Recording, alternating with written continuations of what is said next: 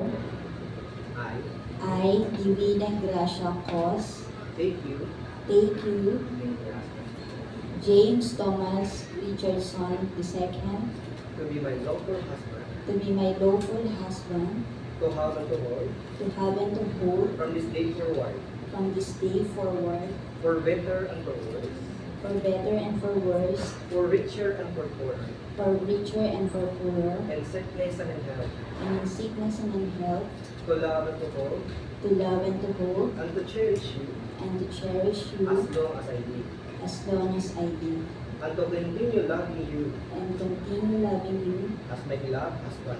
as my beloved husband. We shall both live together We shall both be in a together blissful eternity. in a blissful eternity. This is my solemn vow. This is my solemn vow to you.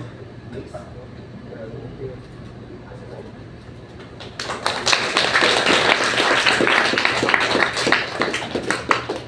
Congratulations, Divine and James. Not yet over. You still have the coin. Do you have the array? Yeah, may I invite the array? The coin there? The aras? Someone who's a someone who love her. Unfortunately, it's the right. And I know I make some mistakes. I'm tired of making excuses.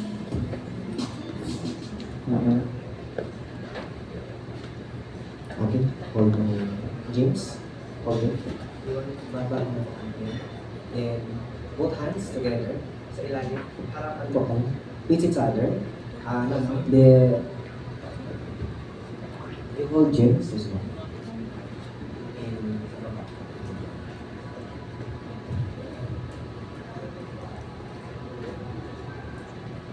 let's continue. This is how the ceremony goes. The coins are handed to the bride because she is the one to meet the maker and keeper of the house who budgets the needs of the family at home in behalf of her husband.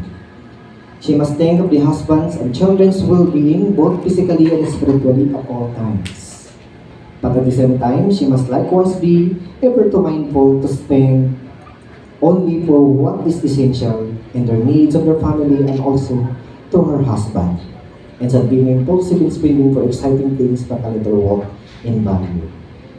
May you always be blessed by God to have the means of all your needs in moderation so that you can maintain and sustain a decent, dignified life for God and eternal. We say, Amen. James, so can you give it to your wife and